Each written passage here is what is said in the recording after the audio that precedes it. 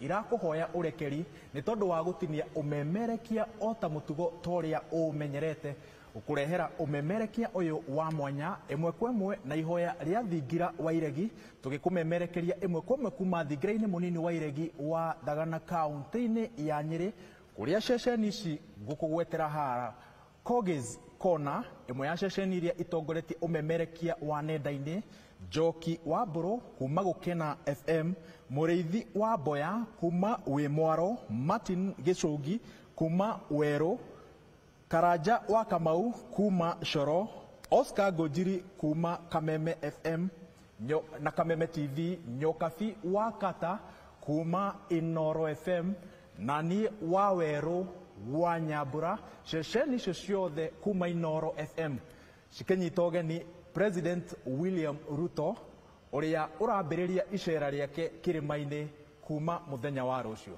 Mheshimiwa Rais, karibu sana katika mlima na asante sana ukubali kuwa nasi katika kikao hiki.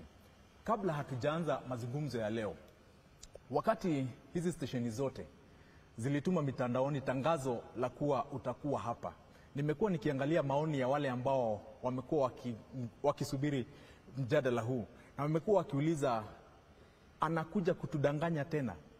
Sijui, does it bother you that Wakenya hawana imani na uwezo wa rais wao kuzungumza ukweli? Najua propaganda ni kazi ya wale watu ambao wanatembeza uongo na kudanganya watu. Mimi nimekuja hapa kwa sababu kuna kazi nilipatiwa na wananchi wa Kenya. Na kuna kazi nilipatiwa na wananchi wa Central Kenya. Na hiyo kazi itabainika wazi kama kuna uongo ama kuna ukweli wakati tutaanza hii safari kesho. Kuna mambo mengi nilikubaliana na Wakenya, na kazi hiyo, kazi ya barabara, kazi ya stima, kazi ya kilimo, kazi ya masomo, kazi ya matibabu, na mimi niko na ripoti. Wachana na propaganda, wachana na hadithi, wachana na hekaya za Abunuwasi. Niko na ripoti ambaye inaonekana kwa ground kwamba kama kazi hiyo imefanyika ama bado. Soko, utaona kama kuna soko zimejengwa ama bado. Affordable housing ambayo nilisema katika manifesto yangu kama imefanyika ama bado. Wakulima wa kahawa, wakulima wa chai, wakulima wa maziwa watabainisha wazi kama ni uongo tumesema ama tumeatimiza yale tulikubaliana na wao. Na sasa itakuwa wananchi wenyewe watajiamulia kati ya wale na mimi ni nani anasema uongo. Unarudi katika eneo ambalo miezi 6 na hapo mbeleni ukikuja hapa ulikuwa welcomed na shangwe, vifinjo na nderemo. I hope that is the sequence. Lakini sasa ni hivi watu hawako sure wa kusherehekea. Unafikiria ni nini ambacho kimewasukuma watu ambao walikupenda hadi mahali wako hivi sasa? Wewe unazungumzia mambo ambayo hujaona. Pengine kwa mafikiria yako, sijui mbona tayari umeamua ya kwamba itakuwa tofauti kesho ama kesho kutwa ama kesho hiyo ingine. Si ungengojea mpaka ifike huo wakati alafu sasa useme wakati ule ulikuja ilikuwa hivi, wakati huu umefika imekuwa hivi. Sasa wewe unaongea mambo ya maoni yako ama maoni ya wale ambao wamesema mitandaoni. Na hapana, nasema hivyo kwa sababu katika wiki ambayo imepita nimekuwa nikifuata na nikifanya stories za hii safari yako. Na wale ambao wanakusupport katika eneo hili, mobilization yao imekuwa ni ya kusihi watu wa mlima wa welcome vizuri. Hii hilo ni jambo ambalo hatuko tunasikia hapo mbeleni. Jambo la William Ruto kuja katika eneo la mlima ilikuwa embraced na furaha, lakini sahi kwa nini wakazi wa mlima waambiwe almost kupigiwa magoti? Let us not answer a hypothetical question. Si mimi niko hapa? Kwani tutangojea mwaka moja? Si ni kesho? So wacha mambo tuendelee vile tunaendelea.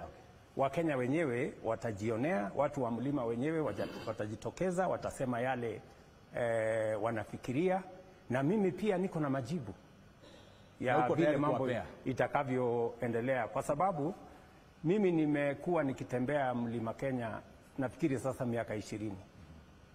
Hii urafiki nimetengeneza na watu wa hapa mlimani sio urafiki ya miezi, sio ya masiku, ni urafiki wa miaka. Na hiyo urafiki wa miaka hauwezi kuidadizi kwa miezi michache. So kuna vile mambo inaendeshwa na vile tutaenda mbele pamoja. Mwenzangu kutoka Weru ako na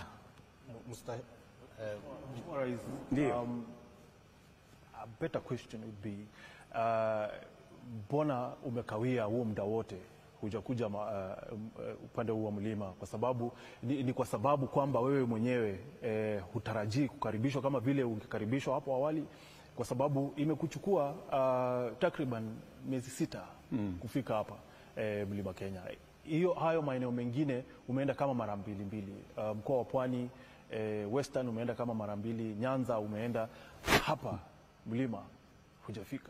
Ni kwa sababu wewe mwenyewe unahisi kwamba kuna kitu ambacho kinaweza kuwa kinakuzuia usifike mlimani? You know, these are hypotheses. Nyinyi mnaweka tu mambo. Mimi nataka nikueleze hivi. Nimekuja hapa mlimani baada ya miezi 6. Januari nilienda Northern Kenya. Sikuwa nimewenda Northern Kenya baada ya uchaguzi. Hiyo ni miaka ngapi? Miaka 2. Sijapata kwenda Ukambani karibu mwaka mmoja. Sijapata kwenda Kisii kwa muda mrefu.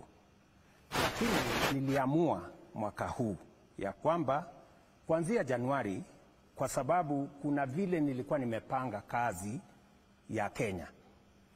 Vile unavyoelewa, wakati tumechaguliwa tumekuwa na changamoto nyingi, na ikawa ni lazima nipange vile nitayashughulikia haya mipango. Vile tumekuwa na changamoto ya kiuchumi, tumekuwa na matatizo ya madeni, na ikawa ni lazima nipange vizuri ndio nipunguze changamoto za taifa, na vile vile nipange vile ile manifesto nilikubaliana na wananchi wa Kenya na wakanichagua kwa sababu ya hiyo manifesto, pia nipangie vile hiyo manifesto nitaitekeleza, kwa sababu najua ya kwamba baada ya miaka 5 kutakuwa na mtihani, na ile mtihani itahusu ile ahadi nilitoa, manifesto nilipatiana kwa wananchi, vile nilisema nitafanya mambo. Wananchi watachukua ile manifesto waangalie nimefikisha wapi kutekeleza ile manifesto, na waniweze kunipatia marks. Lakini wacha nikueleze hivi, kwa haya miaka 2 nimeshughulika na mambo ya kudhibiti uchumi wa Kenya.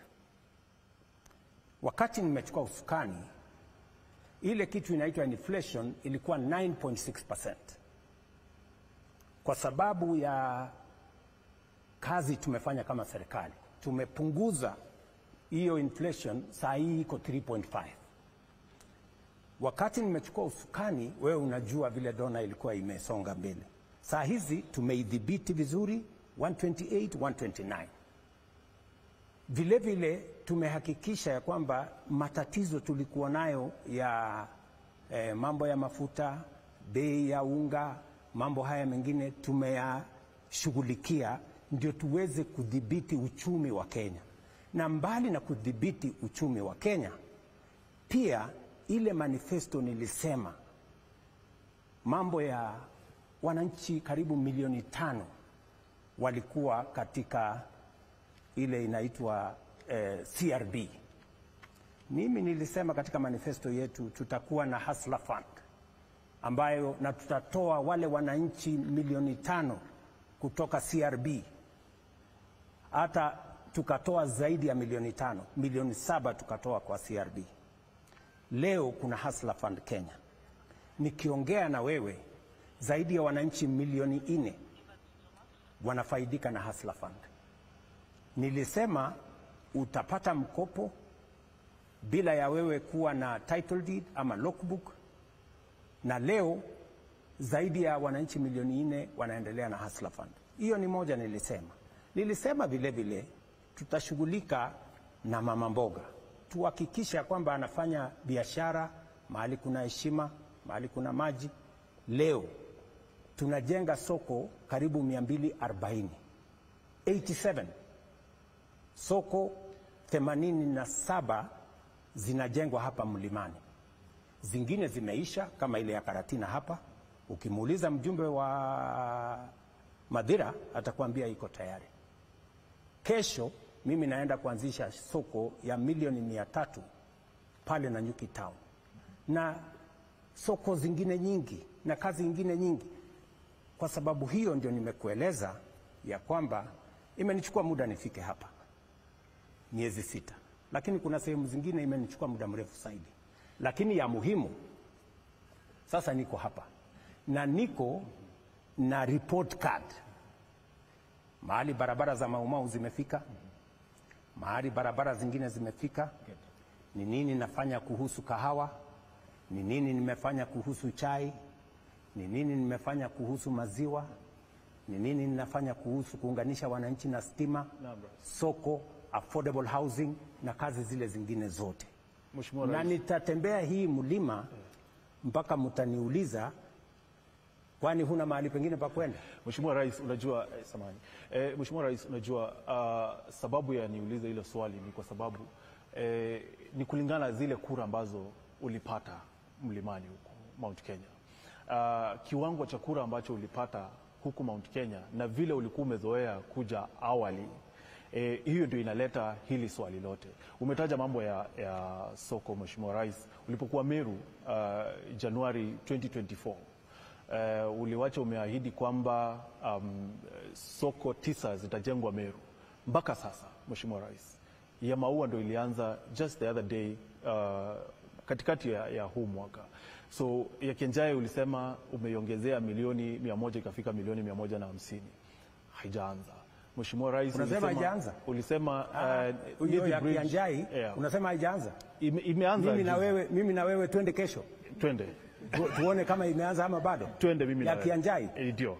I will challenge you because nilienda Kianjai, nikaambia watu wa Kianjai, hii soko ambaye it is proposed ni ndogo.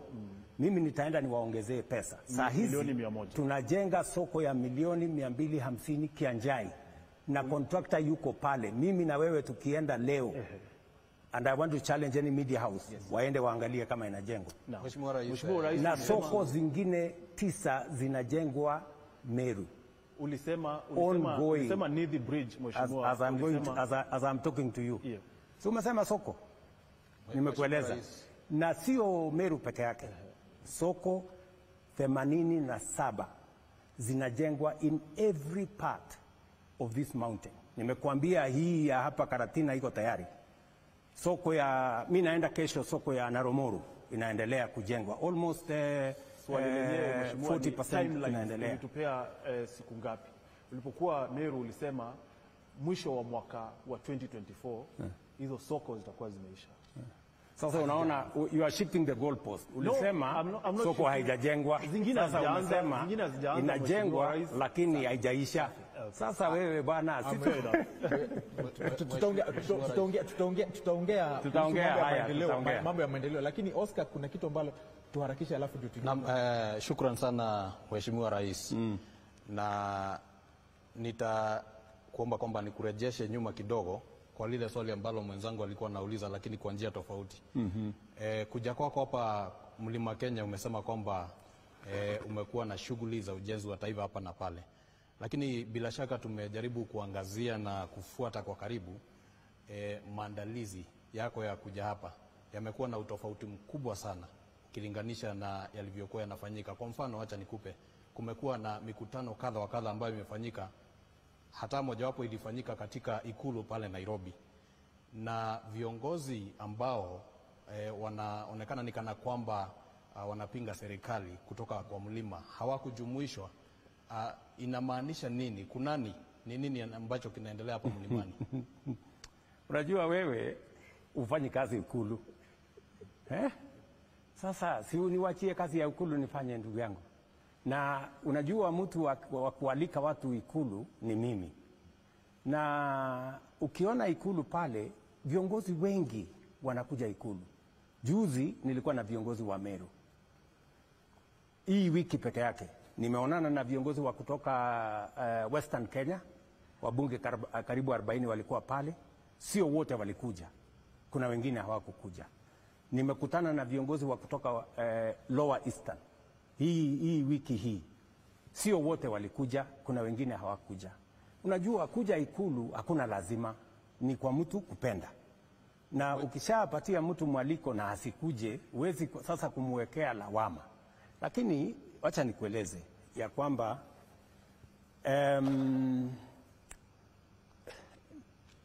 mimi niko mlimani. Na mimi nimekueleza, mimi ndio huyu hapa. Na hii mlima, vile nimetembea hii mlima, nimetengeneza urafiki na watu wa mlimani hapa. Hata ingawaje kuna changamoto nyingi za kitaifa, sijapata nafasi ya kutembea kila mahali vile ningependa. Unaelewa ya kwamba baada ya mambo yaliyofanyika mwaka uliopita, hatukuweza kupitisha finance bill ambayo ilikuwa na mipango mingi ya serikali ya Kenya. Ikabidi mimi nifanye ukarabati ndio mambo yaweze kuendelea Kenya vizuri. Nikapanua serikali ndio tuweze kupata uwezo wa kusukuma mambo ya maendeleo ya taifa letu la Kenya. Nikapangana na watu wengine wengi ili tuweze, kwa sababu mimi mpango yangu ni vile Kenya itafaulu, ni vile manifesto niliowauzia wa Kenya wakanichagua itatekelezeka. Hiyo ndio mpango yangu, na ndio sababu hiyo kazi sasa nimefanyia ukarabati, sasa imeshika laini, uchumi imeshika laini. Kwa sababu uchumi imeshika laini, nimepanga sasa vile affordable housing inaendelea, universal health coverage inaendelea, markets inaendelea, hostels inaendelea, barabara ndio hizo nimekamilisha karibu wiki moja imepita. Zaidi ya bilioni 170 tumepata kutoka market kwa sababu tumechunga uchumi wa Kenya. Sasa barabara za Maumau zinaendelea sehemu tofauti tofauti. Kwa mfano, wacha nikueleze. Barabara za Maumau tuko na kilomita 560. Kiambu, Murang'a, Nyeri, sehemu kidogo Nyandarua, sehemu kidogo Embu, sehemu kidogo Tharaka Nithi. Hizo barabara kwa ujumla is above 55% zikiendelea. Ile kidogo nimepata matatizo nayo ni barabara ya pale, barabara ambayo inaunganisha Maragwa, Kandara, Kiharu na Kangema. It's about 31 kilometers. Hiyo ndio kidogo iko chini about 5%. Na tayari tumezungumza na contractor pale. So now some of those roads I am going to inspect them because they are going on in my trip. Asante mheshimiwa. Vile vile, acha tu nikueleze. Vile vile kwa sababu ni vizuri nikueleze na niwaeleze wananchi wa hapa county hii. Vile vile nilienda China mwaka uliopita 2023 na nikapata pesa karibu shilingi bilioni 36 ya barabara. Kwa hiyo shilingi bilioni 36 nilichukua bilioni 15 nikaweka hapa mlimani.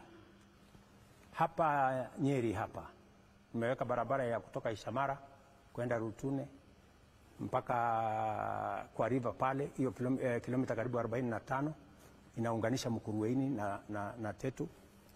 Nimeweka Nyandarua barabara mbili, barabara ya kutoka Ndaragwa kwenda Kanyagia mpaka Subuku, almost 50 kilometers. Saa hii inaendelea. Ukiuliza mjumbe wa pale anaitwa George Gachagua atakwambia hiyo barabara inaendelea. Nimeweka 44 kilometers pia barabara pale Nyandarua ambayo saa hizi inaendelea. Tumeweka kilomita 90 kilometers barabara za Kiambu between Kabete, Kiambaa and Kiambu zinaendelea as I talk to you. Tumeweka barabara ya Kirinyaga kutoka mahali inaitwa PI. Hiyo barabara saa hizi almost another 50 kilometers inaendelea as I talk to you. Kuna zingine bado tuko na matatizo kidogo na contractors, lakini sasa tumemaliza the procurement issues na matatizo ambayo tulikuwa nayo. So another 400 kilometers mbali na 560 ya Maumau, barabara zingine 400 kilometers hapa Mlimani. Almost a total of 1,000 kilometers ya barabara inajengwa hapa Mlimani. Nimesikia hata viongozi wengine wanasema Ruto ni muongo, sijui hakuna kitu amefanya. Sasa nikuulize, mimi nilikuja hapa, tukaenda hapa just not far from this State House hapa Katonganga, tukaanzisha ile barabara inatoka Maroa, napitia hapo kwa Wamboi, napitia hapa kwa Munyoro hapa mahali huyo mtu anasema ati hakuna kitu nimefanya. Barabara ya kupitia kwake mimi nimetengeneza. Mheshimiwa, tunaomba kwamba anyway tuachane na hiyo story. Haya, tuendelee. Mheshimiwa, ningeuliza tulikuwa tunataka kuingia kidogo, umeguza wa Munyoro sema na wa Munyoro, hiyo ndio mambo ambayo sasa tunataka kuuliza hapo. Sasa ndo umeguza Mlima. Wakati ulikuwa hapa na watu walikupenda sana, ulimchagua Bwana Rigathi Gachagua akawa naibu wako, mkaingia katika uongozi. Sasa wakati tukiendelea na kazi tukaona, sijui ni jambo lipi ambalo lilikupa msukumo ama ni lipi lililosababisha akang'atuliwa kutoka kwa kiti cha unaibu wa rais. Ni jambo ambalo lilikera watu wengi sana wa Mlima, sababu walisema umemng'atua mtu wetu, na hata ukawaletea bwana profesa na wakasema sisi mtu wetu alikuwa Rigathi. Ni jambo lipi ambalo lilisukuma kabisa Rigathi akang'atuliwa kutoka kitini cha unaibu? Hiyo ni swali ambayo itajibiwa na watu wengi, kwa sababu wenye kumtoa Rigathi ofisini, mimi hakuna mahali nimeweka sahihi atolewe. Sheria ilifuatwa. Wenye kumtoa, wacha nikujibu. wenye kumtoa wakamtoa, si ndio? Lakini nataka nikurudishe nyuma kidogo kabisa. Mimi ndio nimenominate Rigathi Gachagua, si ndio? Hakupigiwa kura ati ndio mimi ni nominate. I nominated him kwa sababu katiba ya Kenya sehemu ya 148 inasema rais ndiye ana nominate, si ndio? Mimi ndio nimemnominate na nimemnominate kwa kura yangu moja, si ndio? Na mimi nataka nikueleze, hata wakati mimi nimemnominate Bwana Gachagua, niliuliza, kwa sababu nilikuwa na wabunge wengi, viongozi wa kutoka Mlimani, tuliketi chini na wao, nikawaambia jameni, mimi nimefanya kazi na Mheshimiwa Uhuru Kenyatta miaka 10, nimefanya kazi kabla ya hiyo, nimekuwa rafiki ya watu wa Mlimani na wameniamini, wanataka kunipatia kura zao. Nataka nyinyi kama viongozi wa kutoka Mlimani, wabunge wa sasa, munisaidie mmoja wenu ama mmoja wa viongozi wa kutoka Mlima awe naibu wangu wakati tunaenda kwa uchaguzi. Nasikia Nyokabi? Nasikia. So nikawaachia nafasi, nikamwambia haya, munipatie mtu. Wakazungumza pale kwa ofisi yangu Karen pale nikiwa naibu wa rais, karibu mpaka saa 10 toka asubuhi. Mwisho wakaniambia tumeshindwa. So tufanye namna gani? Nikamwambia hapana, hamwezi kushindwa. Wakaniambia kwa sababu tumeshindwa tunaweza kupiga kura. Nikamwambia pigeni kura. Wakapiga kura. Nasikia? Si unataka ukweli? Kabisa. Ikapigwa kura. Huyo Profesa Kindiki akapata kura 27. Ule rafiki yangu Rigathi akapata kura 5. Unasikia? Sasa wakati hawa viongozi wameniletea majibu, nikawaambia wacha nifikirie kama vile tutakavyoenda. Mwisho nikawapasue, nikawaambia sikizeni. Mimi nalaumiwa Mlimani kwamba mimi nimeshikana na viongozi wachanga, viongozi vijana. Sijui Ndindi Nyoro, sijui Kimani Ichung'wah, sijui nani, hawa vijana wadogo wadogo. Na hata huyo profesa ako katika kiwango hiyo. Kawaambia ili tusionekane kwa watu wa mlima, pengine nimechukua vijana, wacha nichukue huyu mzee karibu wa rika yangu, pengine mzee kidogo kuniliko, shingo upande. Wakaniambia wewe ndio kuamua. Sawa. Mimi nikaamua, tukaenda pamoja na ndugu yangu Rigathi. Hiyo ilikuwa ni miezi 3 kabla ya uchaguzi. Si ndivyo? Baada ya uchaguzi si tukaanza kazi. Mambo matatu yalitokea. Ya kwanza, shida. Kesi. Kila siku kwa kesi. Itumbi amesema, sijui ameandika nini. Sasa tukafanya kesi. Kaita Itumbi. Deputy President ameketi hapo, mimi hapa. Wewe Deputy President anasema umefanya. Haya, tunamaliza kesi. Next, baada ya wiki moja, Faruk PA, mtu mdogo, amesema amefanya. Haya, naita Faruk, nafanya kesi. Tukamaliza hiyo. Kidogo Ndindi Nyoro amefanya, ameitisha mkutano sijui Kiharu, amepanga wabunge wengi. Mbona amepanga wabunge? Mbona naita Ndindi Nyoro. Tumeketi chini. Kesi. Haya, kuisha hiyo, Kimani Ichung'wah sijui amesema. Sasa mpaka nikamuuliza, ndugu yangu, wewe ni naibu wa rais wa Kenya, bloga huyu Dennis Itumbi, bloga, unasumbuana na yeye nini? PA ya ofisi, mtu kidogo. Hawa vijana, sijui Ndindi Nyoro, sijui Kimani Ichung'wah, sijui nani, sijui mama mwingine, sijui anaitwa wa kutoka hapa, ati alikuja, sijui anamwambia wewe unazungusha marinda, sijui. Sasa nikamwambia hivi tena kidogo ni nini? Just wait. Si umeniuliza swali kabisa. So nikamwambia tafadhali tufanye kazi ya Wakenya, tuache hii makesi kidogo. Ndio hiyo, yeye ameanza vita na wabunge. Hawa wabunge wenye kumuondoa bunge, vita na wabunge. Nyinyi wabunge, kabla ya Disemba msiponipigia magoti mtaenda nyumbani. Wabunge ndio hawa. Wabunge ni wanasiasa. Sasa wabunge wakasema Disemba tutaenda nyumbani tusipokupigia magoti. Okay. Kabla Disemba na sisi tutakushughulikia. Nasikia? Vita mwenyewe ameanzisha na wabunge. Ya tatu, naibu wa rais kazi yake kubwa ni kumsaidia rais.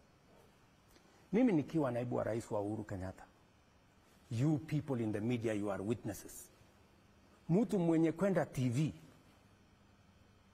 kutetea program ya equipment ya hospitali, program ya electrification, program ya barabara ya serikali, ilikuwa ni mimi. I went to more TV stations many more times than even the president himself. Kwa sababu ni kazi ya naibu wa rais kuprofile kazi ya serikali. Na wauliza nyinyi, KTN, Citizen, NTV. Mulimuona Rigathi ameenda kuongea barabara siku moja, sitima siku moja, program ya UHC one day. What? For 2 years he never stepped in any station kusema program ya, wacha hata station, hata in public kuongea mambo ya serikali. Sawa, mimi nikamueleza, my brother, you know, manifesto tumeandika housing, manifesto tumeandika universal health coverage, manifesto tumeandika tutasort out mambo ya walimu, manifesto tumeandika, na manifesto si gazeti. Mheshimiwa Rais, just wait, manifesto si gazeti. Nikamwambia, we made a commitment to the people of Kenya on housing, on universal health coverage, on making sure that we have a proper CBC model. Sasa kama huwezi kutetea, kama huwezi, na wewe nimekupatia mamlaka, hakuna kitu tumepitisha kwa cabinet ambayo haijaenda kwa ofisi ya deputy president kama chairman wa committee za cabinet. How are we going to run this government? Wacha nimalizie. So I just want you to understand, because ni vizuri watu wa Kenya wanielewe. So wabunge wakaanza vita kwa sababu wameambiwa wasipopiga magoti, nasikia, wataenda nyumbani. So ikafika mahali hapo, sasa nikaelezana na huyu bwana, sasa my friend, please punguza vita na hawa watu wote. Sasa ikanifikia mimi, mimi sasa, unajua, mimi naweza kukufanya one term president usipofanya hii, usipofanya hii, usipofanya hii. Nahitaji bilioni 10. Wewe unajua bilioni 10, bwana Waweru? Labda zilikuwa za nini rais? Bilioni 10 ndio niende niongee na watu ya Mlimani, you know, ni kupangie siasa, sijui nifanye nini.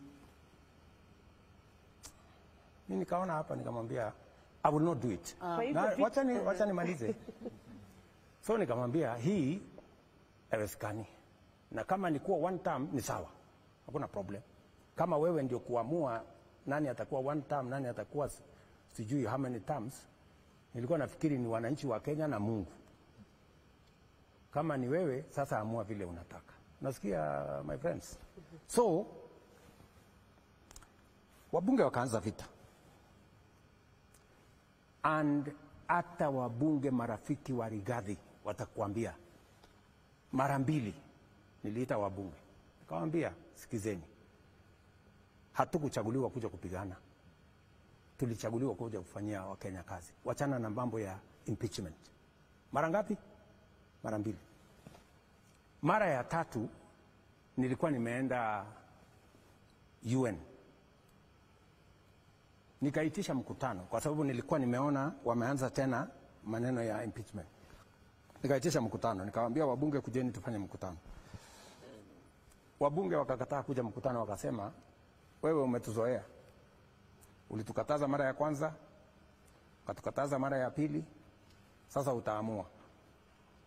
Either tutaendelea na tukuulizi, atuulizi kura yako, kura yako haihitajiki bunge, sisi tutafanya vile tunavyojua tutafanya, hiyo ingine wachana na sisi. They never came for the meeting. My friends, I tried. In fact, kama ni kuokoa, nilimsaidia wakati wa bunge, wa ile bunge ya mbeleni. Wakati walimkataa, mimi ndio nilimkubali. Wakati wamejaribu kumfanya impeachment ya kwanza, mimi ndio nimezuia. Impeachment ya pili, mimi ndio nimezuia. Sasa mimi nataka niwaulize nyinyi, kwani Wakenya walinichagua mimi niende nifanyie kazi mtu mmoja ama nifanye kazi ya Wakenya wote? Mheshimiwa Rais. So, I mean, tafadhali mambo ya hiyo tufunge hiyo chapter. Wacha swali moja tu labda, sababu ulikuwa naibu wa rais. Kwa sababu, wacha niwaambie, Kenya hii tuko na mambo ya viongozi, lakini tuko na mambo ya wananchi. Mambo ya viongozi wananchi wataamua. Hakuna haja ya mimi kubishana na Rigathi ama wabunge wengine, kwa sababu mambo yetu sisi wote itaamuliwa na sitaamuliwa na wananchi. So sisi wote tujipange, you know, ile imefanyika unfortunately. Lakini sasa nyinyi kama wananchi wa Kenya ndio baadaye wataamua huyu William Ruto tulimpatia kazi, amefanya hajafanya. Kama amefanya watajua vile ya kufanya, kama hajafanya they know what to do. Mambo ni rahisi hivyo, lakini tuzishinde tukipishana mambo ya viongozi. Kama tunaongea mambo ya viongozi miaka nenda miaka rudi, this press conference, that press conference, maneno ya wananchi tutaongea lini? Wakenya wenyewe mimi nimekuja Mount Kenya President kuongea mambo ya wananchi. Mambo ya viongozi wananchi watatuamua. Mheshimiwa, hata hivyo labda kuna maswali ambayo tunaweza kuwa nayo ambayo itasaidia pia kuweka uwazi mambo yalivyofanyika, na utaniruhusu kwamba nirejelee lile jambo ambalo umesema vile ambavyo mambo yalienda pale Karen wakati ambapo ulikuwa wakati ambapo Rigathi tumeshapita my brother. Mheshimiwa Rais, naomba tu nikuulize. Tuko na masaa dakika moja tu na hatuwezi kushinda tukiongea mambo ya viongozi. Naomba tu Mheshimiwa, tafadhali tuongee mambo ya raia. Watu wa mlima wanangoja kujua huyu mtu tulimuajiri tukampatia kazi, barabara amefikisha wapi, sitima amefikisha wapi, mambo ya vijana na ajira amefikisha wapi. Lakini pia na hiyo ndio inahusu wananchi mamilioni. Mheshimiwa, pia wanataka kujua kaigwa dhiri atia uliendaje? Si nimewaeleza sasa, nimewaeleza imetosha. Lakini wacha turejelee hizo. Wacha Kogi. Naomba Kogi. Mheshimiwa Joki, naomba Kogi alafu. Okay. Kogi. Yeah, Your Excellency, my name is Kogi. Kogi from sema kutoka kwa kona. Now, I'm that son who want to brief dad after busy day from work. Sorry, I didn't hear you. I'm giving an example. I'm that son who want to brief the dad after a long day of working. Correct. I want to give you and to draw a picture why the people from the region are very hostile and anger. They have a lot of anger. One is the issue of the minimum guarantee return in milk, in coffee and tea. Very good. During your manifesto, that was the key. And I remember when we were doing the economical chapter from each county to county. The other issue is that they feel there is hand of William Ruto inside draining the people from the Mount Kenya. And I just want to highlight a few examples of them. They say there was hand in William Ruto to impeach the Deputy President Rigathi Gachagua.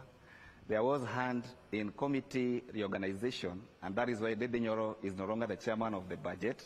There was hand of William Ruto, when that is why the former incompetence, as you said, CS Muturi, is not serving as the CS. Then there is this issue about the economic chapters that you held in Kiambu.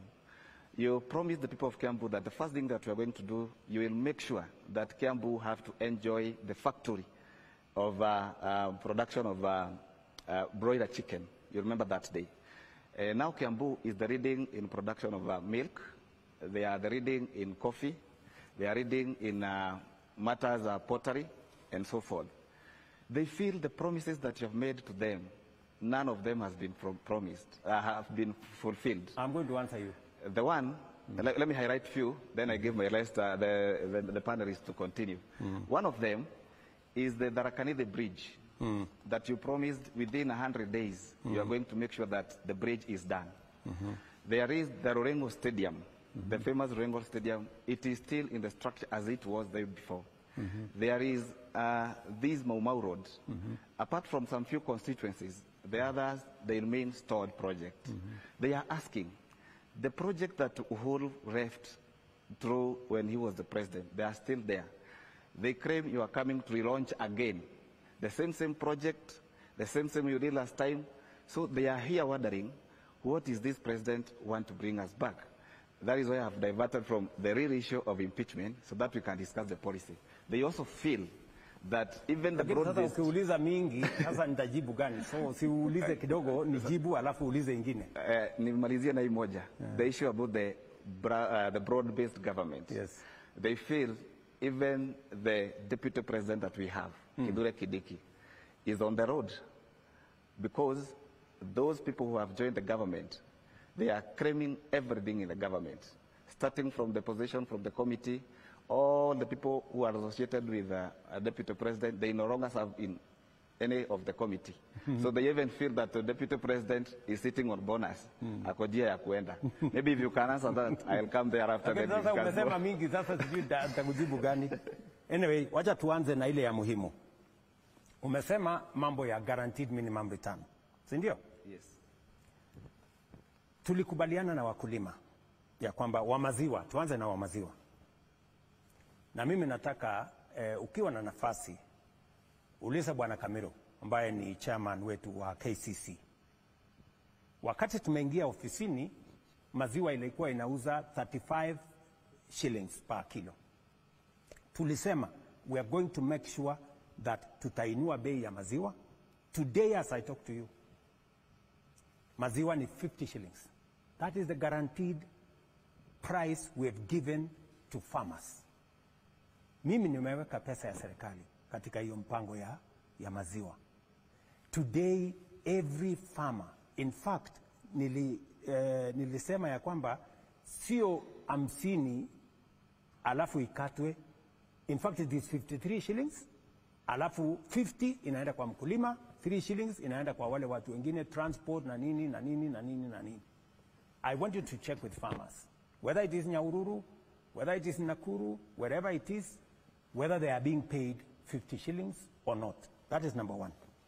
Number two, kahawa. Nilipromise watu wa Kenya, wakiwemo watu wa mlima, ya kwamba nitafukuza cartels.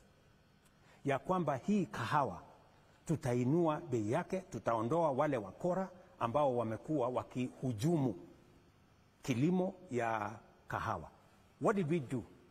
Nilichukua reforms ya kahawa nikalete kwa office of the president.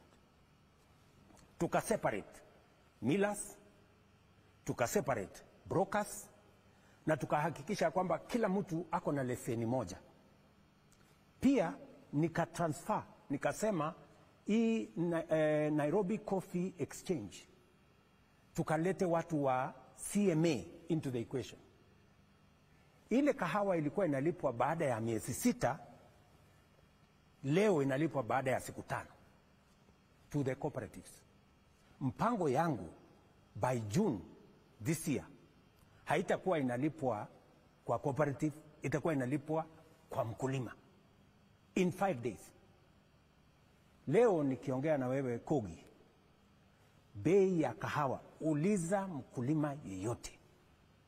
Ile ilikuwa 40 shillings, 50 shillings. Leo average price ya kahawa Kenya, because of what I have done in the last 1.5 years, bei ya kahawa leo is on average 110. Kuna factories na cooperatives zinalipa 130, 140, in fact 147 in some of them. That is the commitment I made. Number 3, kwa mambo ya chai. Niliwaambia ya kwamba hii mambo ya chai, we're going to do something about it.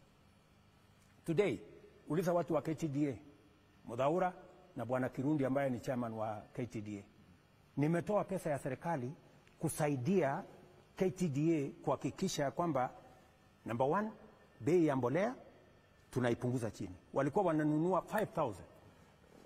In fact, when the first year when I came into office walikuwa wananunua 5,500. Leo uliza mkulima yeyote ya KTDA wanalipa pesa ngapi? 2,500. What has happened? This year, 2024, not 2025, 2024, hiyo imepita.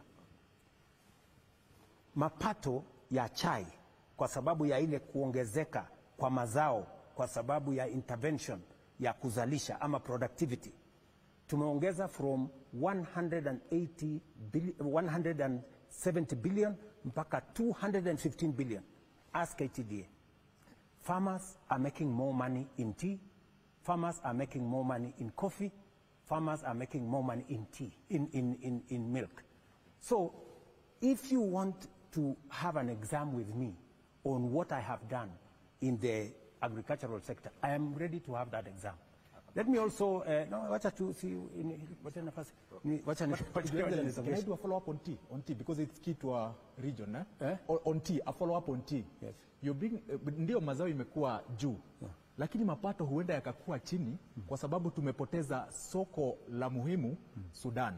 Na imekuwa ni kwa sababu wewe umeruhusu mrengo wa waasi kuanzisha serikali hapa Nairobi. Wewe kwanza unasema hiyo unasema ya chai ya kuuza Sudan. Yes. By the way, we are selling tea to Sudan. Okay. Even after they say they are not buying our tea, the market itself has forced them. We sell tea today to Sudan. So there is absolutely no issue about selling of tea. And that is why we are making money in the tea sector. Let me also tell you about the projects. Mheshimiwa, kabla hiyo just wait. Kahawa. Swali moja tu la kahawa. Yes. Nimekusikiza unazungumza na unapeana statistics. Na vile vile pia mimi niko na statistics ambazo ninaweza kukuuliza. Wananchi wanajiuliza kwamba serikali inazungumza kuhusu njia za kutengeneza pesa, lakini ni kana kwamba inakujia hizi pesa zote. Na kwa mfano, unapozungumza kuhusu kahawa, unasema kwamba mkulima hivi sasa ananufaika. Ni kweli, labda ukienda katika cooperatives kadhaa utapata ile bei ambayo umeitaja, hivyo ndivyo ilivyo. Lakini yale zile pesa ambazo zinakatwa kwa zile pesa zenye wakulima wanapata, kwa mfano mabroka wanapata kiwango cha hadi 1%, na kuna vile vile kuna pesa zingine ambazo zinatolewa zile za ile mtambo ya DSS na mambo kama hayo. Wakati sasa serikali inapopanga kwamba bei itaenda juu, lakini pesa ambayo inafika kwa mfuko ya mkulima bado iko chini. Ile bei nimekwambia ndugu yangu Oscar. Kimani Ngonjiri. Ile bei nimekueleza ya 110, 130, 147 ni pesa ambayo tunamlipa mkulima. Sio pesa ambayo ati tunasema ndio ikatwe zile zingine. That is the net that is going to farmers. And the charges for DSS is for purposes of making sure that we have institutions that insulate the farmer from brokers taking advantage of farmers. So we have made that chain absolutely clear.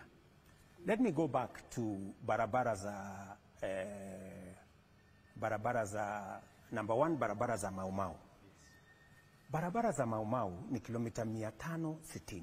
Many of them, when I came into office, they were already stalled. That is the correct position. So what I have done over the last 2.5 years is to reorganize the economy, because they were being funded by money from the government. And it took time, and not just Mau Mau roads, roads across Kenya. You know, we had a problem with roads across Kenya.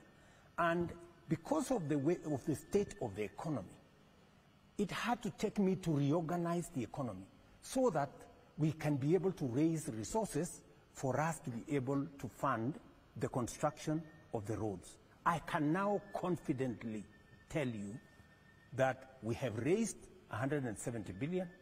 We are going to raise another 120 billion. So we now have the resources. And you see, wacha nikueleze ndugu. Najua, ukioa bibi, akwambie nitakuzalia mtoto. Pengine hawezi kukuzalia the first week, because it's not possible. Lazima ile mambo ilifanyike, halafu tungoje, si ndio? Tungoje, halafu ndio mtoto apatikane. Sasa wewe, sasa sikia, wewe ngoja. Na unajua, hata ukienda shuleni, hata ukienda shuleni, unapatiwa lesson, si ndio? Unafanyishwa kata hapo katikati, halafu kuna siku ya mtihani. Kama ni secondary school, ni after 4 years, si ndio? Sasa nikueleze, si mtihani hii ya Mau Mau nilisema nitamaliza hizi barabara. I want to challenge you. Si unipatie nafasi. Si mtihani iko 2027. hizi barabara za Maumau, uniulize siku hiyo kama kuna barabara ya Maumau ambayo haitakuwa imejengwa ama kukamilishwa, kama kutakuwa na barabara hizi zingine zote ambazo nimezianzisha ambazo hazitakuwa sijakamilisha, si wananchi watakuweko? Na kama sijafanya, si wananchi watajua vile watafanya? Lakini sasa unachukua mtihani ya 2027 unaleta hapa 2025. Labda ni unasimama sasa hiyo unaniharibia nafasi. Nikuambie vile vile some of the programs that I had planned. Nasikia hapo mwaka uliopita, nyinyi mnajua kulitokea kizungumkuti Kenya. Ile mambo yote nilikuwa nimepanga pale kwa finance bill, mambo ya barabara nilikuwa nimeweka hapo, mpango ya kufanya the next thing nimeweka hapo, ikasambaratika. Ikabidi nirudi nyuma, nipange tena. Sasa ile program yote nilikuja tena nikatumia hii serikali ya broad based, sasa nimepitisha tena kila kitu. Sasa ndio hii sasa mimi niko na nafasi ya kutekeleza ile manifesto nilikuwa nimeongea na Wakenya. So tunaendelea na hiyo. Swali la kwanza Mheshimiwa Rais ni wakati unapotoa sijajibu Ruringu. Wacha nijibu Ruringu. Sawa, ni sawa. Wacha nijibu Ruringu. Okay. Huyu bwana ameniambia kuhusu Ruringu. Ruringu tumesumbuka kwa sababu contractor. Ni kweli Ruringu iko na shida. Tulikuwa na contractor. Huyo contractor ametusumbua, ametupeleka kotini. Na unajua kotini I don't have control. Hakuna mtu akona control. It is an independent institution. So we just finished the case 2 months ago. Sasa tumemwondoa ule contractor. Na kwa sababu be patient. Na kwa sababu Ruringu tulianza na ile stadium ya Meru ambayo ilikamilika zamani. Tulianza na stadium zingine ambazo zimekamilika zamani. Sasa nimeamurisha ya kwamba hii Ruringu sasa nimeambia watu wa jeshi wakuja wanisaidie kukamilisha hiyo Ruringu. And I am very confident that by the end of this year we will complete Ruringu. Na hiyo kazi mtaona vile itaendelea. Na mimi sina wasiwasi ya kwamba hii kazi nimepatiwa na wananchi kama nitatekeleza ama sitatekeleza. Na unajua nisipotekeleza I know what will happen. So I have no problem. Your Excellency, because wacha huyu jamaa alikuwa anasema. Mheshimiwa Rais, niko na maswali mawili. Swali la kwanza ni wakati unapotoa hizo ahadi huwa unapeana timelines.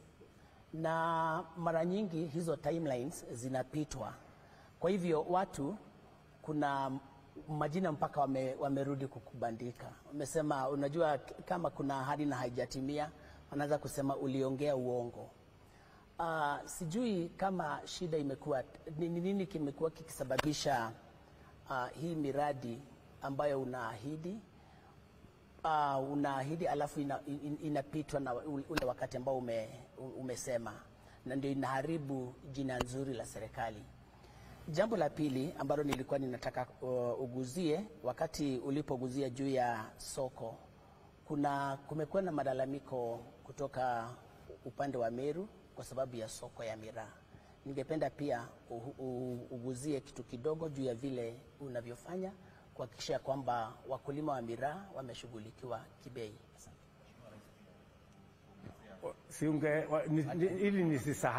Ili nisisahau, wacha tumjibu and then we'll come to you. 2 things. Mimi ni mtu wa imani. Mimi ni mtu namwamini Mungu. Na unajua kuna watu wanatembea kwa physically seeing. Me, I am a great believer. I'm a man of faith. And I believe what I say will happen. It may delay, but it will happen. Because I know in my heart I have committed myself to do it. And that is why I speak about it. Of course, you know, sometimes because there are intervening issues. Maybe you have put it in the budget and then the budget did not go through, then there is a delay. Maybe you have a contractor and the contractor is not performing the way you would wanted, you had planned. The contractor anakuchelewesha, ama saa zingine procurement inafanyika, alafu watu wengine wanaenda kotini, inachelewesha. But that does not mean that it takes away my word that this is what the government of Kenya has committed to do. What I know is that I have people who have no plan. They have no agenda. So the only thing they do is to find fault. Oh, you know, hii alisema haijafanyika, imechelewa siku mbili, imechelewa mwezi moja, imechelewa mwaka moja, imechelewa hii. But my commitment is this. Every commitment I have made, whether it is on Hustler Fund, whether it is on markets, whether it is on affordable housing, whether it is on universal health coverage, whether it is in CBC and university funding, I will make sure that those commitments are kept, because that is how we are going to take Kenya forward. And then the Meru, the Mira issue. The Mira issue, we agreed on two aspects. That we are going to make sure that we have, I made a commitment to the Meru people that I will take one ambassador from Meru to go and be ambassador in Somalia. I kept that promise. Number two, I have also worked with the government in Somalia, even with the challenges they have, to make sure that we negotiate a better price. My minister, Mutahi Kagwe, has undertaken that exercise, and now we are in the tail end of making sure that, because the problem is that the market was there, but the price was wrong. So I send minister to negotiate so that we have a price that farmers of Mira can agree to sell. So we have also negotiated and gazetted a new price for Mira. So on that issue, we have kept our promise, and we will continue to work with the farmers to make sure that they are not exploited. Thank you so much, Mheshimiwa Rais. This man, I think this gentleman alikuwa na huyu alafu wewe. Naomba tu Njoki alafu tuende kwa Okay. Thank you. Asante sana Mheshimiwa Rais. Mimi naitwa Njoki. Natangaza na redio ya Bukena FM. Karibu sana kwa Mlima. Mimi ni mzaliwa wa Mlima. Okay. Nyeri County, Teto Constituency, mahali kunaitwa Kigogoini. Kama utapitia hapo, ingia tu kwa mama yangu, atakuchinjia kuku. Sawa Njoki. Na kikombe ya maziwa. Yes. Ningependa kuangazia mambo mawili ama matatu, sana sana tena kuhusu mkulima wa majani chai. Najua umeongea hayo na uko na mipango. Lakini pia ningependa tushughulikie wakulima wa majani chai kulingana na kiwango cha ukulima wao. Kuna yule mkulima pia wa chini ambaye production cost yake sana sana huwa inamfinya. Unapata ya kwamba yule mfanyikazi wa kumchunia majani hata anapata pesa mingi kuliko ile yeye anapata ya bonus. Sijui hapo tunaweza fanya nini ndio huyu mkulima mdogo wa majani chai akaweza kutiwa moyo aweze kuendeleza kazi yake. Labda swali ambalo lingine ningependa kuangazia ni katika matembezi yako mlimani, na nimesema tena karibu sana. Wakati ulikuwa naibu wa rais, ulipokelewa sana kwa Mlima kama ulivyosema. Na of course msemo ambao ulikuwa wako wakati huo ni tangatanga na tukaelezewa kwamba mmesikiza ground, na ukweli masikio ilikuwa sawa. Mlisikiza ground na ilikuwa sawa. Sasa tukisikiza ground, sijui iko namna gani. Na tena labda ningejiuliza, na wengine pia wanajiuliza, mbinu ambazo zimetumika kuwakusanya watu pamoja ambao watakuwa wakijitokeza kupokea rais katika Mlima, ni wale ambao ni watu kabisa wanatokea kupokea rais kwa sababu wanapenda vile anafanya, ama wengine wamebaki manyumbani wamekasirika tu, wamebaki na hasira zao lakini hawana cha kufanya. Okay. Mambo, umeniuliza maswali mawili, sio Njoki? Ya kwanza, pale katika kilimo ya chai, bado kuna vile tumekubaliana na Mutahi Kagwe. Tumejaribu enhance productivity. Lakini bado kuna sehemu imebakia ambayo sasa tutaenda bunge. Kwanza kuhakikisha kwamba tunafanya value addition more than we are doing at the moment. Tatizo ya chai yetu, hata ingawaje tumepata mapato karibu bilioni 50 zaidi mwaka uliopita, ni kwamba sehemu kubwa ya chai yetu bado inauzwa kwa magunia. Na sasa tumekubaliana na stakeholders, nimeketi chini mwenyewe, na mimi nataka nimshukuru Profesa Kindiki kwa sababu amenisaidia katika shughuli hiyo ya kuketi chini na different stakeholders wa kutoka sehemu tofauti tofauti, na sasa tumekubaliana na wao vile tutakavyofanya katika finance bill ambayo inakuja kupunguza mambo ya ushuru kwa packaging material, tuondoe ushuru kwa ile chai inanunuliwa kutoka kampuni hii mpaka kampuni hii for purposes of value addition ama processing, ndio tuweze kuhakikisha kwamba ile bei ambayo tunapata ya chai yetu sio tu ile ya wholesale, lakini vile vile Ketepa na chai hizi zingine zote ambazo zinauzwa zikiwa processed, ambayo sasa bei yake ni kama mara 2 mara 3, pia tuweze kuenhance hiyo value addition. Nimekubaliana na watu wa KTDA ya kwamba sisi kama serikali tutawasaidia na shilingi bilioni 1 waweze kutengeneza another processing facility. Hii ya Ketepa iko Kericho, sasa tutaanzisha ingine Nairobi, na vile vile tunataka kuchunguza vile tutaanzisha ingine Dongokundu, ndio pale Mombasa, ndio tuweze kuenhance ile common user facility ya mambo ya processing ya chai, ndio tuweze kuuza value added tea ambaye sasa itatupatia mapato zaidi. Tukifanya hivyo, sasa yule mkulima ambaye umesema, yule mdogo ambaye saa hizi pengine yule ambaye anamsaidia kuchuna chai anapata pesa nyingi kuliko mwenye chai, sasa hapo saa hizi kwa kilo moja on average tumefikisha karibu shilingi 70.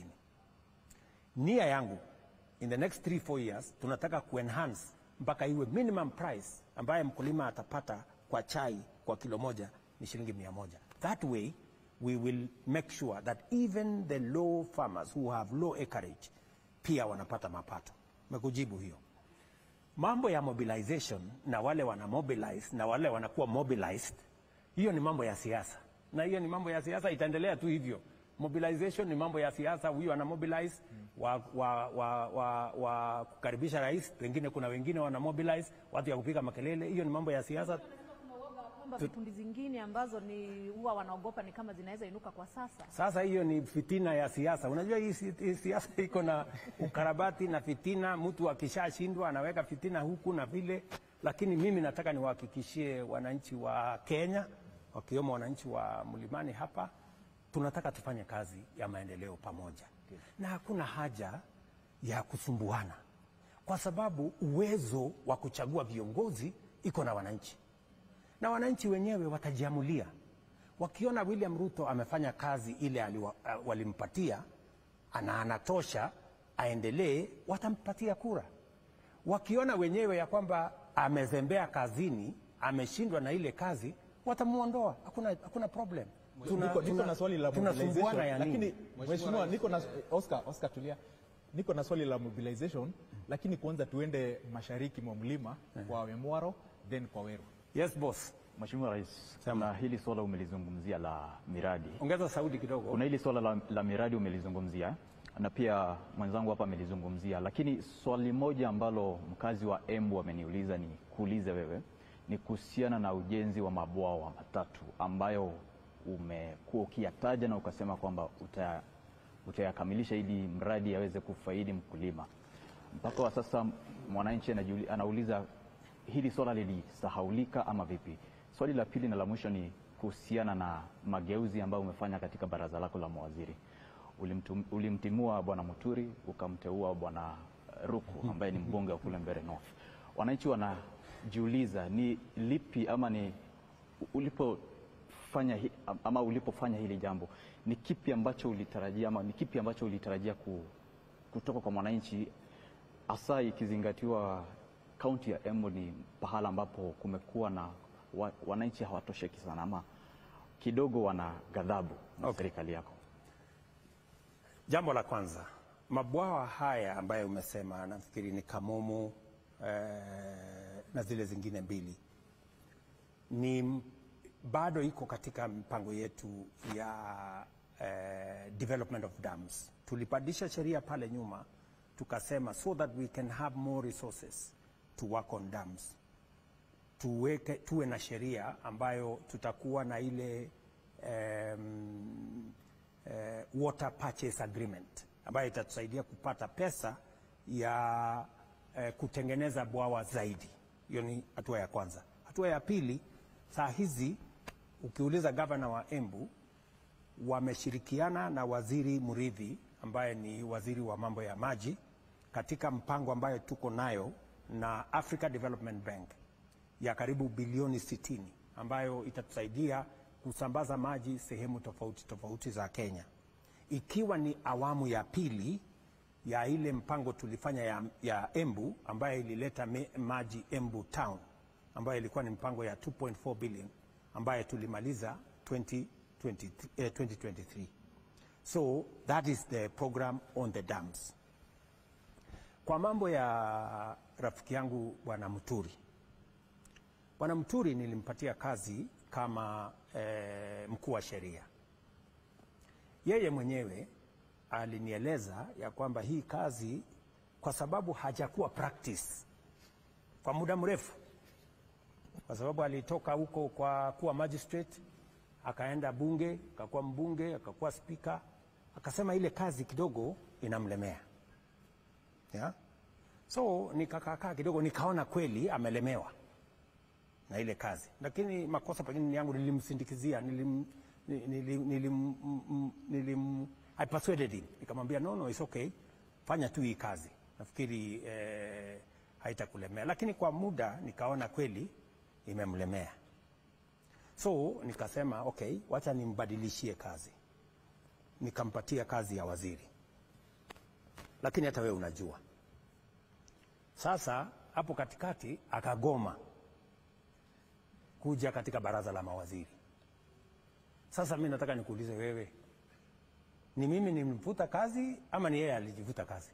Sasa wewe ni waziri, baraza la mawaziri umeigomea. What am I supposed to do? Lakini Mheshimiwa Rais, iwapo aliyekuwa speaker ama aliyekuwa mwanasheria mkuu alitoa ripoti baada ya matamshi yako ya kusema kwamba yeye hakuwa competent, akatoa ripoti ya kuonyesha yale mambo ambayo aliweza kuyaafikia wakati alipokuwa ofisini.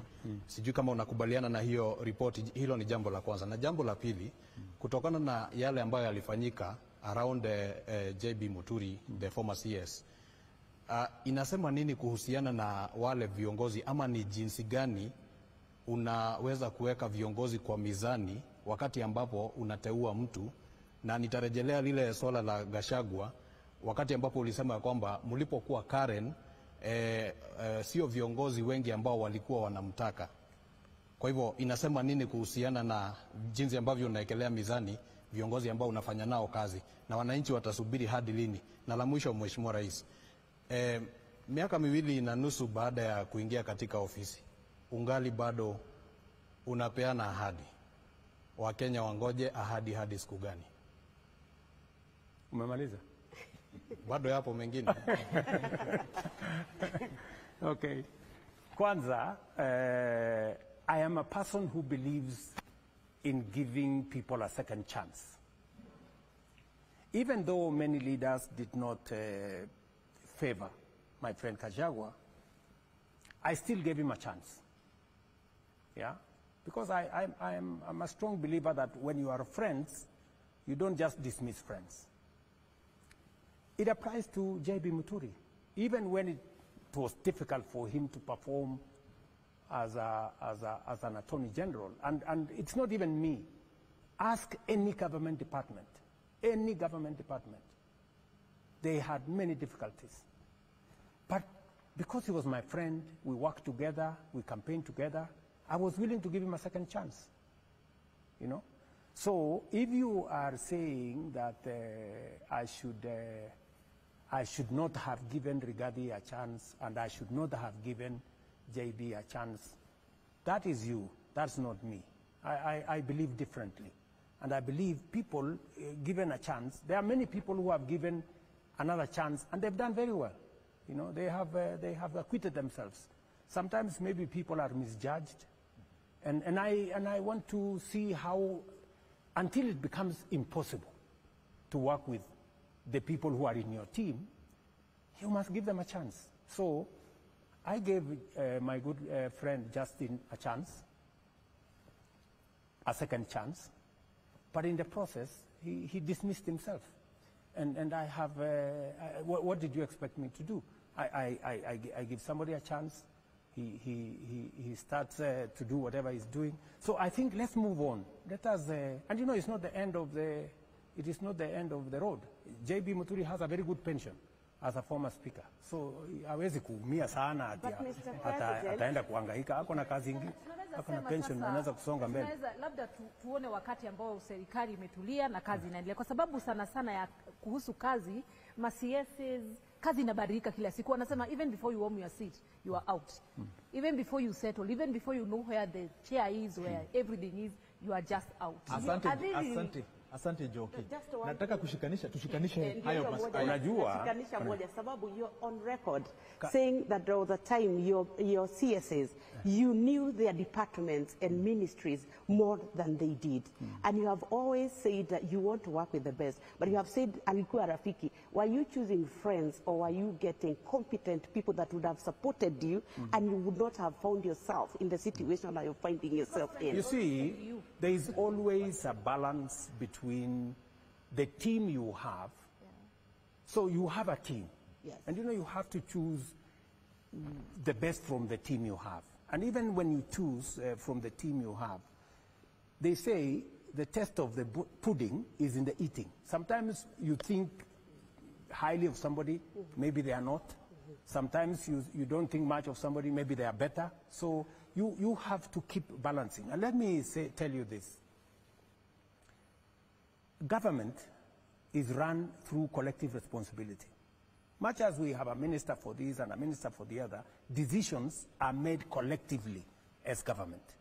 So whether you serve in this ministry or you serve in that ministry, it is your responsibility to understand government in its entirety and to work with all colleagues in different aspects.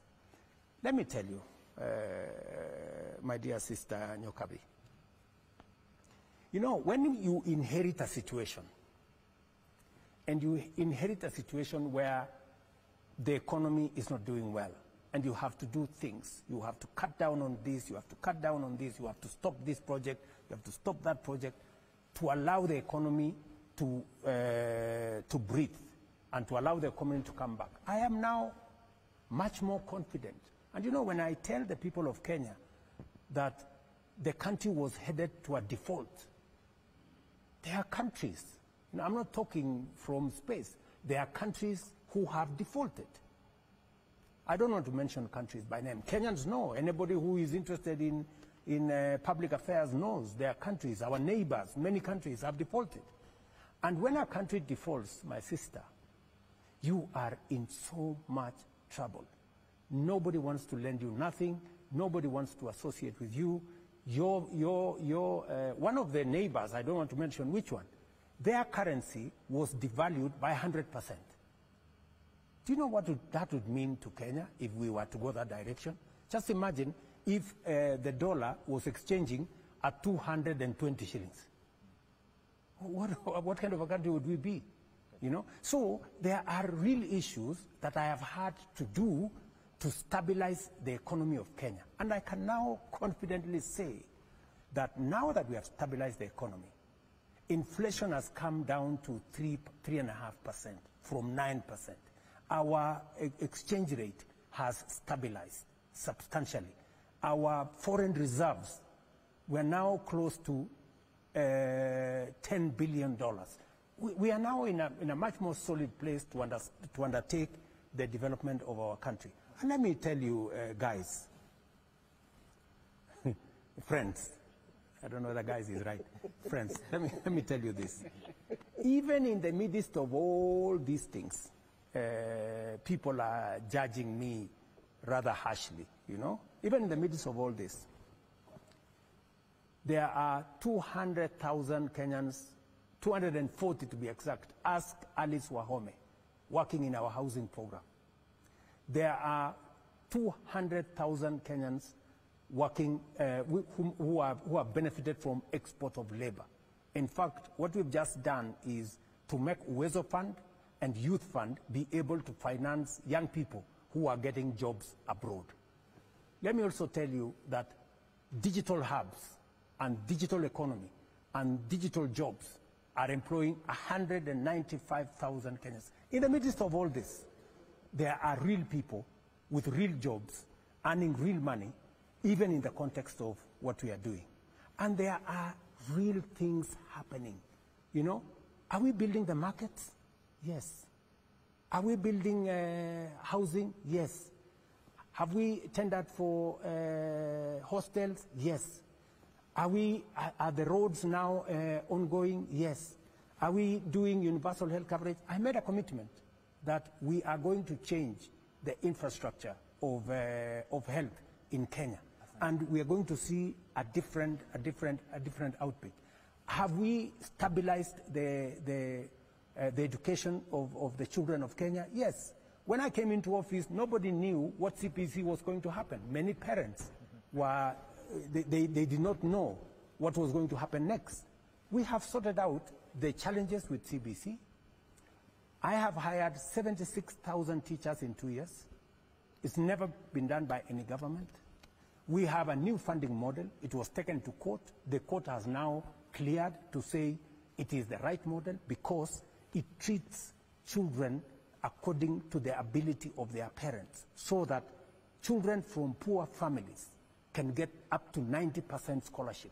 And children of William Ruto and the other people who earn more money can be funded less because their parents can afford. These are the kind of things that were challenges to Kenya. Good. I have sorted them out.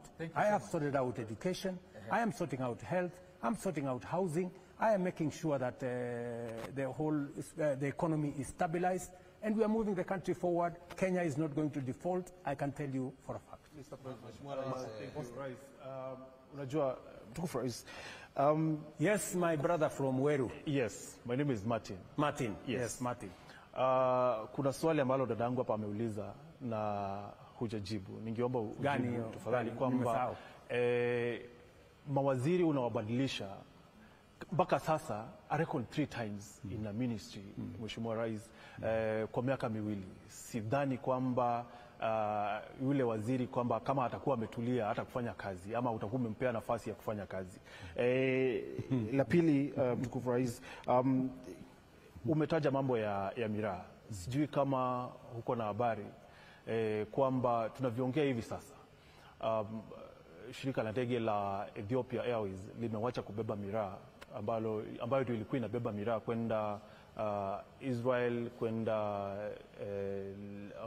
Sierra Leone, I think, limewacha kubeba miraa.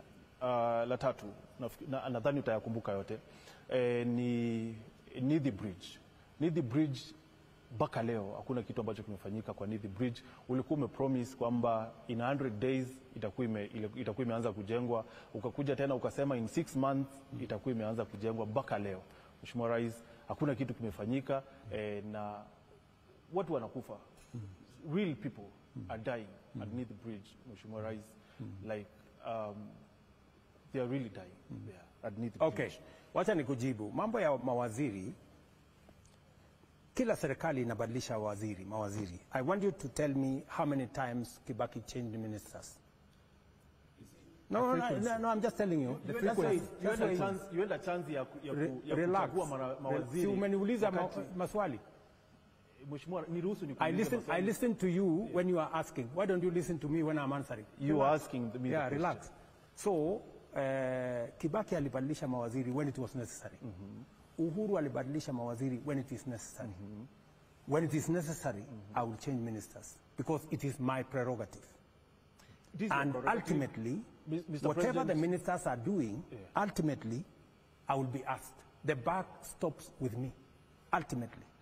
So that is why I am going to work with people who ultimately are going to help me answer the final question to the people of Kenya. Yes, and umetuambia hapa kwamba wale au mawaziri wengine walikuwa marafiki zako, but then you had a chance wakati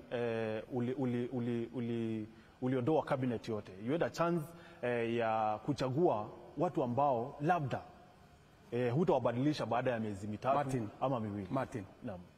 kama unaona sijafanya vizuri, yeah? Sijasema hujafanya vizuri. No, sasa Ni kwamba unawabadilisha sasa wewe, mpaka kazi- sasa mimi mwanahabari saa ingine hata nashindwa kukumbuka waziri fulani ni wa wizara gani. kazi sasa utakuwa unaanguka mtihani usipojua waziri ni nani.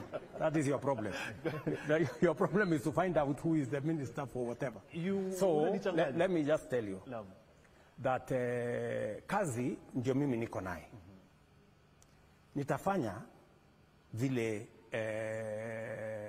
vile naelewa inapaswa kufanyika. Let me give you an example.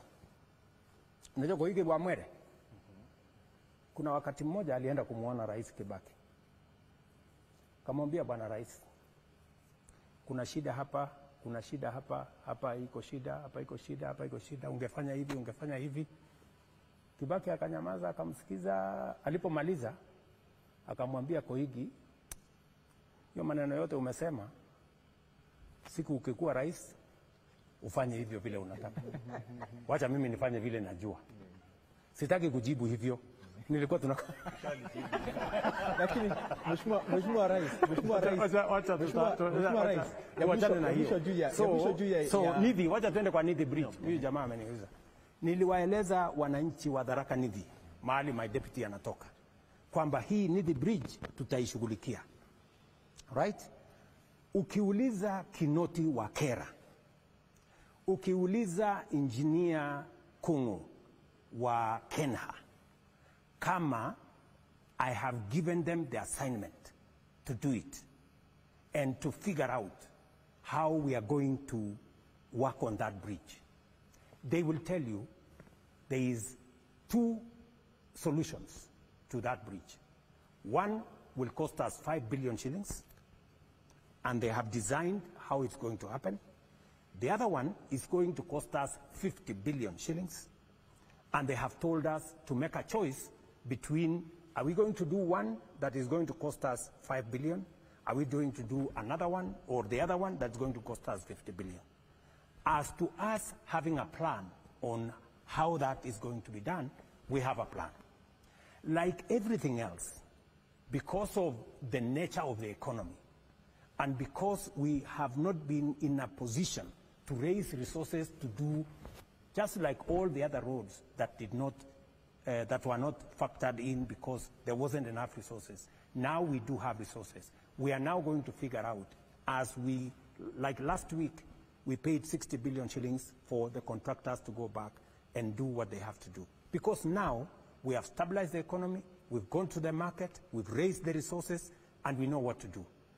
Part of what we are going to do is to make sure that that assignment on Nithi Bridge, which by the way is a concern to me as much as a concern to you, because as you say, real people are continuing to lose lives on that bridge. So it doesn't mean that we have not, it does not mean that we have no plan. It doesn't mean that we are not thinking about it. It doesn't mean that we have forgotten about it.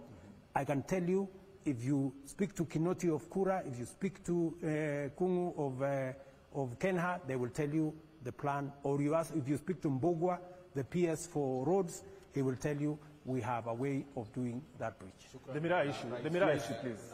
The Miraa issue. Kwamba tuna wakati mfupi sana ama muda wetu unaelekea kuyoyoma, lakini kuna swali ambalo hatungekuachilia kama haujaelezea Wakenya. Kwa sababu gani? Kwa sababu Wakenya wanasubiri. Okay. Swali lenyewe linahusiana na utekaji nyara hapa nchini. Kumekuwa na visa vya aina hiyo.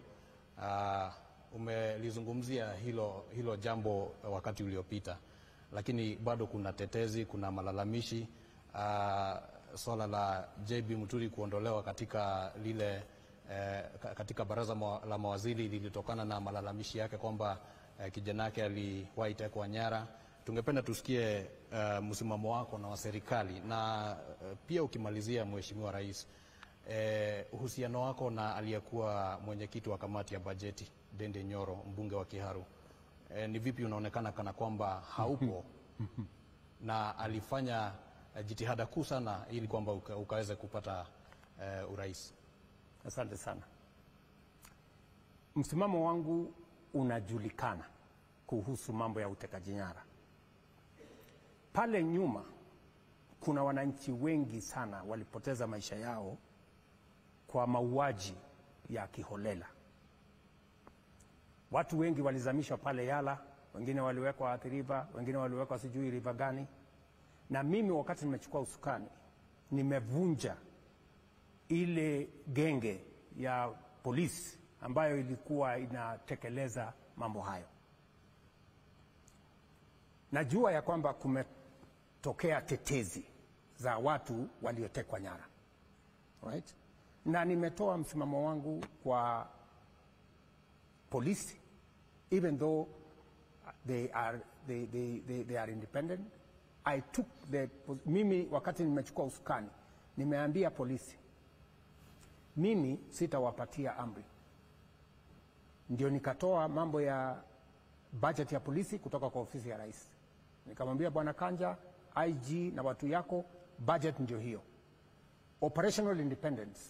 Ni nani mtakaye mchunguza, ni nani mtakaye mpeleka kotini, msiniulize.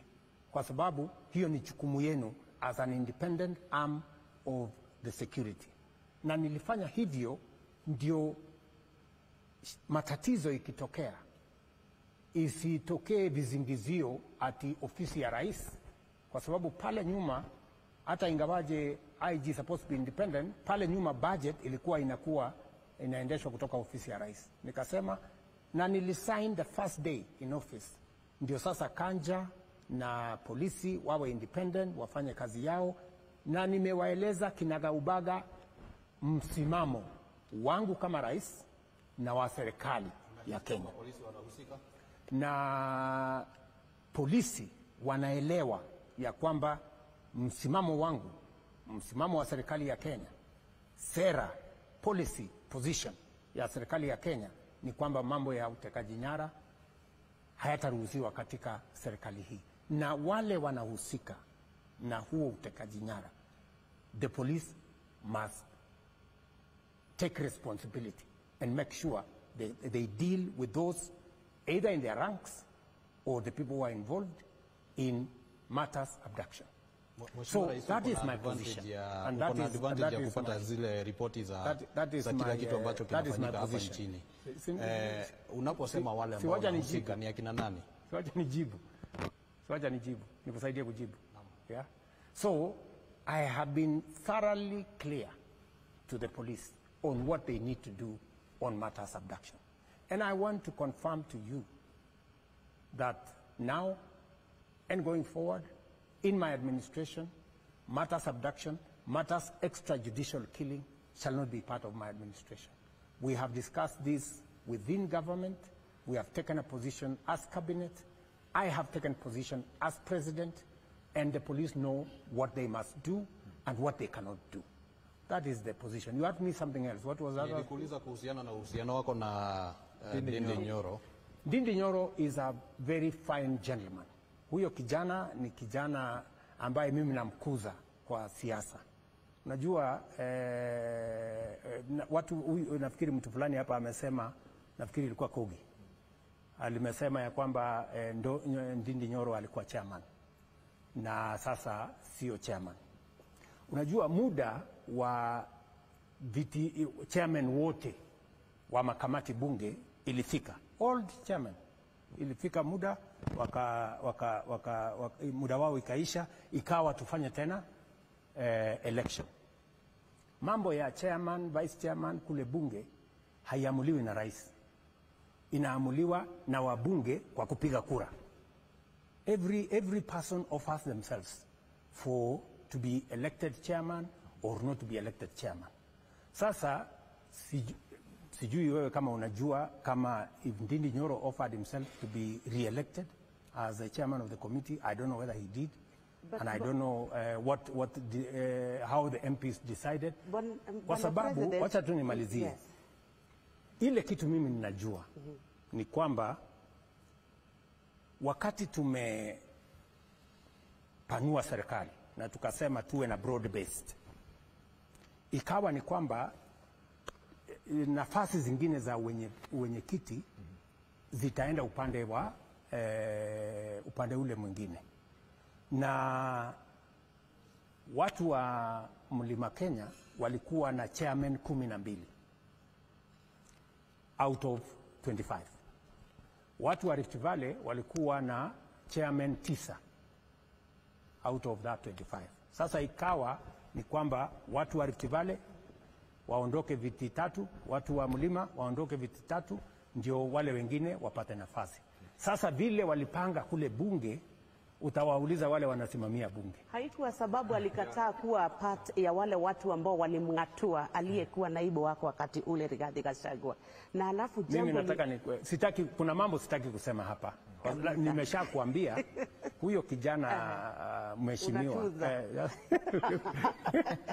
huyo kijana Ndindi Nyoro ni kiongozi, ni kati ya hawa vijana ambao na walea, na ni kazi yangu kulea hawa viongozi. Saa zingine kidogo wanaregea hapa, mimi nawafundisha namna hii hawa kina Kimani Ichung'wah, kina hawa vijana wengine wadogo hapa na wapanga. I have 2 questions. One, Kogi. Okay, one question. One. About capitation. When Kogi, yes. Yes, Kogi. When you came to power, capitation was 22,000 per student. It went down to 11,000. Another thing is about the NEMIS. There are students... No, your facts are very wrong. Why? Your facts are very wrong. Capitation was 22,000. No, it was in paper. 22,000. It was in paper, 22,000. Yes. But the actual money that went was less than what you're saying. So what we have done is that we have decided to factor in figures that government can support. Because it is not right to tell a university, we are going to give you so much money, or a school, we are going to give you so much money, and then you don't give them. About the NEMIS. Just about in regard to SHA, because there are so many questions surrounded by so many issues. Just one word. I hope to Kenyans, please. Yes. In regard to SHA. Mimi nataka niwaeleze wa Kenya. Mfumo wa Taifa Care ni mfumo wa maana sana. Inasawazisha Wakenya wote. Pale nyuma NHIF ilikuwa ni ya watu wenye uwezo na wenye kazi. Sio watu wenye uwezo na wenye kazi peke yao ndio wanakuwa wagonjwa. Wakenya wote wanakuwa wagonjwa. Na ndio nikasema hii mpango mpya, hata mama mboga na mtu wa bodaboda na mwenye hana kazi watajumuishwa ndani yake, watakuwa na bima ya afya. Na tumesema kinaga ubaga ya kwamba kila mtu, kwa sababu ni bima, atalipa kulingana na uwezo wake. Yule mwenye uwezo wa kulipa 1,000 atalipa 1,000. Yule mwenye ako na uwezo wa kulipa 300 atalipa 300. Yule mwenye ako na uwezo wa kulipa 100 atalipa 100. Lakini yule kabisa hana uwezo, tutamlipia kama serikali. Ile kitu mimi nataka niwaulize wa Kenya, kila mmoja wetu ajisajili. Ukijisajili ama ukijiandikisha, sasa itafanyiwa utafiti, wewe unatoshana na kulipa pesa ngapi. Na kama imesemekana Martin anatoshana na kulipa 500 kwa sababu ako na mshahara mnono, atalipa 500. Yule mama mboga ambaye alikuwa analipa 500, akifanyiwa hesabu ajulikana anaweza kulipa 200 ama 100, atalipa 100. Yule mwananchi wa kawaida mwenye hana kazi, pengine hata si ana biashara yoyote, ikisemekana analipa shilingi 50 ama shilingi chini ya hiyo, ama ionekane ya kwamba hana uwezo kabisa, tutamlipia kama serikali. What we are saying is that there is no citizen in Kenya who should be left behind, whether they have a job or they don't, whether they have ability or they don't. For the first time in the history of the Republic of Kenya, people who have never gone to hospital and they have never been paid for by government, today they are being paid for. Asante sana Mheshimiwa Rais. Shukran kwa muda wako. Asante sana. Ningependa kukupa fursa ya mwisho sasa kuongea na watu wa mlima, hasa wale ambao wanakungoja kesho. Yes. Ambao wako na uoga kwa sababu ya vile ambavyo waliona mikutano yako ilikuwa inamalizika mjini Nairobi, ambapo magenge yalikuwa yanakuja kuvamia biashara za watu. Unawaahidi nini na mikutano yako wakati unaianzia hapa katika eneo la mlima, eneo la biashara? Tukimalizia kwanza, nataka ujue ya kwamba pale Nairobi tulifanya mikutano mingi sana Nairobi, na watu wa Nairobi walichangamkia mikutano hayo. Kulikuwa na visa vya wizi hapa na pale, kwa sababu Nairobi, unajua vile mambo yalivyo Nairobi, na sitarajii kwamba yale mambo ya wizi ya hapa na pale itatokea katika msafara huu, kwa sababu tunawaelewa watu wa huku mashinani, watu wa mlima ni watu wa amani, ni watu ambao wanaelewa mambo ya maendeleo. Hatuja kuja hapa kufanya siasa, tumekuja hapa kupangana na wananchi wa hapa, mambo ya miradi yao, mambo ya maendeleo yao, tuweze kujua vile tutasonga mbele. Mimi nataka niwaeleze ndugu zangu watu wa Mlima Kenya, kwanza nawashukuru sana kwa sababu ya kuniamini, kunipatia kura zenu, na mimi nataka niwahakikishie ile kazi mlinipatia ya kusomesha watoto wetu na kuhakikisha kwamba kuna walimu, kuna taratibu ya sawa ya masomo, hiyo kazi nitatekeleza. Mambo ya kilimo, kuhakikisha ya kwamba mambo ya chai, mambo ya kahawa, mambo ya maziwa na ile kilimo yote tutaishughulikia vizuri, na niko na taarifa nzuri ya vile haya mambo yamesonga mbele. Mambo ya barabara zenu, kama ni Mau, barabara zile zingine zote mtajionea wenyewe, kwa sababu sasa tuko na tumedhibiti uchumi wa Kenya, na sasa tuko na pesa ya kukamilisha hiyo miradi. Mambo ya housing inaendelea. Mimi nitakuwa Nyeri town hapa, kwa sababu tulianzisha phase 1, tunaendesha phase 2. Mambo ya stadium inaendelea. Mimi nitakuwa kule Nyandarua, mambo ya hospitali yao, nitakuwa sehemu tofauti, nitakuwa Embu, nitakuwa Meru, nitakuwa Maua, kwa sababu tunajenga pale soko kubwa ya karibu shilingi milioni 300, na mambo yale mengine. Mimi natazamia sana kufika katika sehemu mbalimbali ya Central Kenya, hii Mlima Kenya, kwa shughuli ya mambo ya maendeleo ya sehemu hii.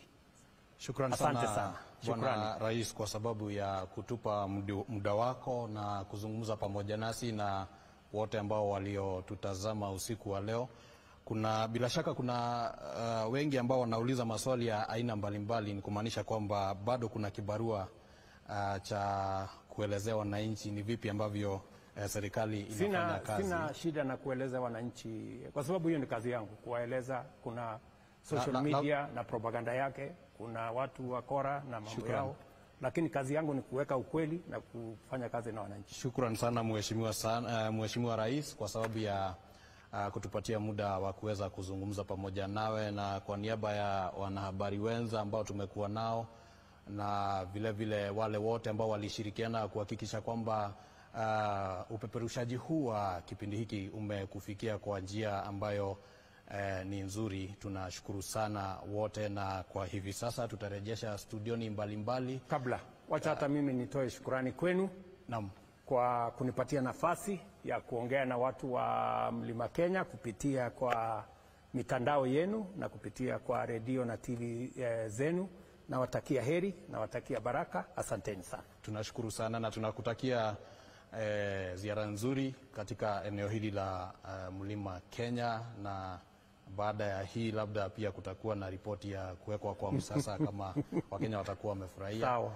Jina langu ni Kimani Ngunjiri, kwa niaba ya wanahabari wenza tunakutakia usiku mwema. Asante.